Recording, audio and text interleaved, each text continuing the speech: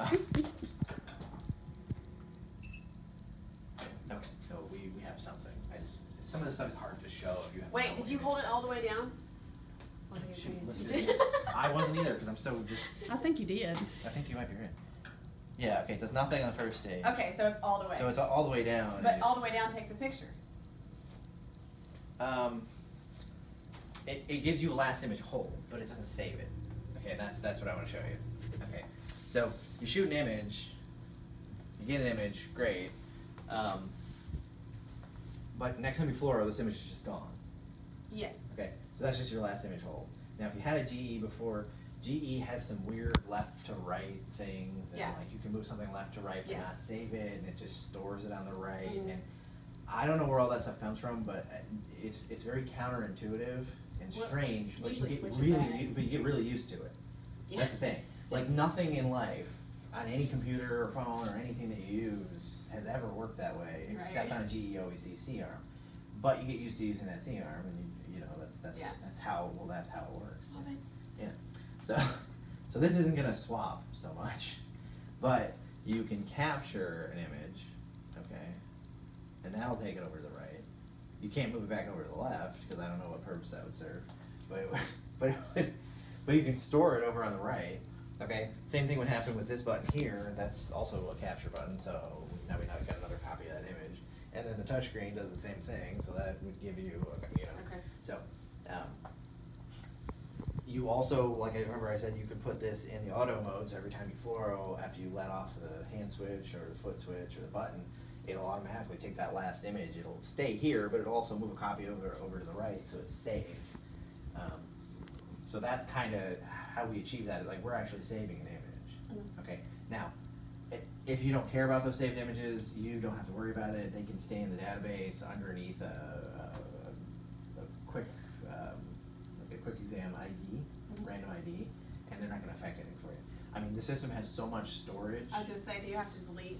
It has so much storage that you probably, I don't know how many procedures you do daily. I have sites that have systems that have half the storage of this, and they do 35 to 45 cases a day, 6 days a week, and they've never had to delete images. Let me get off this video. No, I just moved it to him. Okay. So basically, it's the company likes to say it's near limitless storage. Right.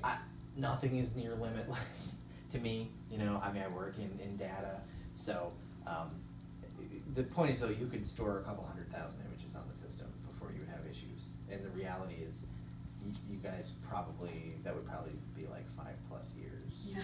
So, so you shouldn't have any problems with that, and that's something that's easy. It's easy to delete patient files and images, and that's something that is just not a problem. But also, the only time anything's saved is when you specifically capture an image. So unless the doctor says, "Hey, can you capture a copy of this needle placement so I can look at it in a minute?" then you're not going to capture it. So nothing's getting saved. But if he does want something moved like left to right, you just capture it. Yeah. Okay. Okay. All right. So let's get everything out of the way on this screen. All right. So we're in a patient file. We got an image. Now, let's say you wanted to use digital subtraction, and like I showed you, you can turn it on the touch panel, but you can also turn it on from the software here at the workstation. So you can click DSA. You can click DSA on. It'll say DSA ready, record ready. It's just showing you that it's ready to go. Then we can acquire an image, and the way the DSA will work is we will fluoro, and we'll continue to fluoro. Then after about a second and a half, in that second and a half, the system will automatically adjust its technique. Okay. And then after it automatically adjusts its technique and acquires an image, it will acquire a mask, so that takes about a half a second, okay? And then it will subtract the image, so then you will have a mask, and it will subtract all of the anatomy, basically. So then as it does that, and the mask appears, and you see the subtracted image, you will also see a picture of a syringe that's telling you to inject your contrast medium, okay?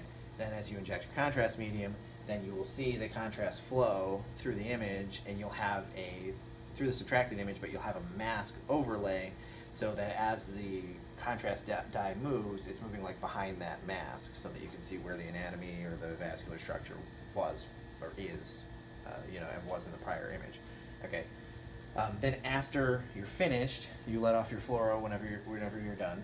Okay, and then it will move that cine loop automatically over to the right, and it'll play it for you to show you what you got, so that you can identify whether you saw what you wanted to see, verify it. Okay. Now we can set that so it'll play continuous, so just keep looping, or we can set it so it'll play like one time for you, or so it doesn't play at all.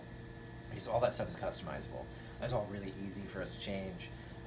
We just need to know what you want to do, and we can make that adjustment. In fact, I'll show you how to make those adjustments. They're fairly simple, but I'm always here if you need help. So.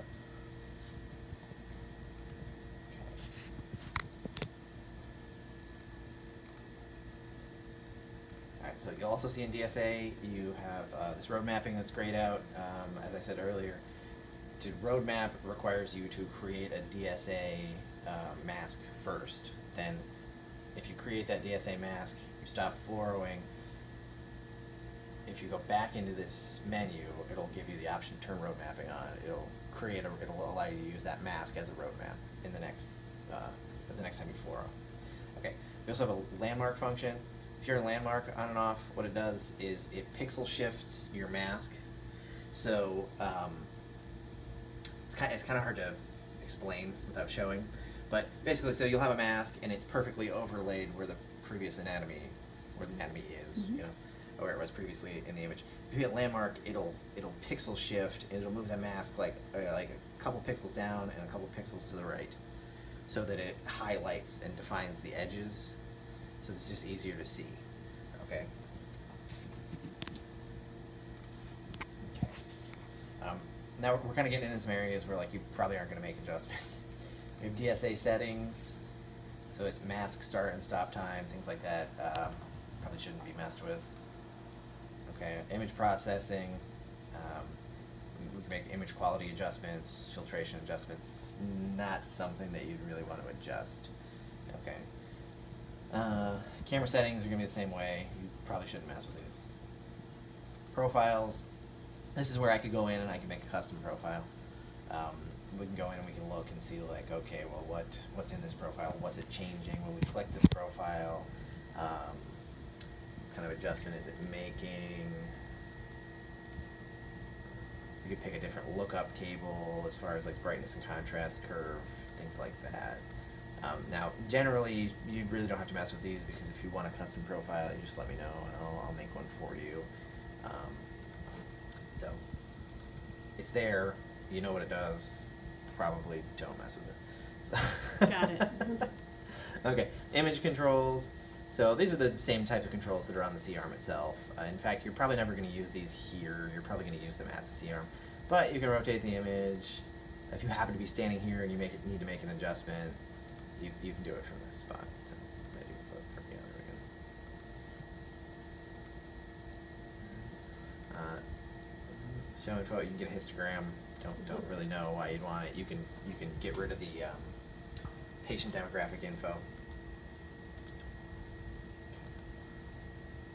It's your capture button, and Cine. You can hit Cine record. It just will record the next time you fluoro. It'll start recording as soon as you hit the fluoro button. It'll continue recording until you step off the hand switch, or foot switch, or let go of the hand switch. Okay, and then there's Cine settings. This is basically just your frame rate. Probably aren't going to mess with it, but if you want like a lower frame rate, you can adjust that.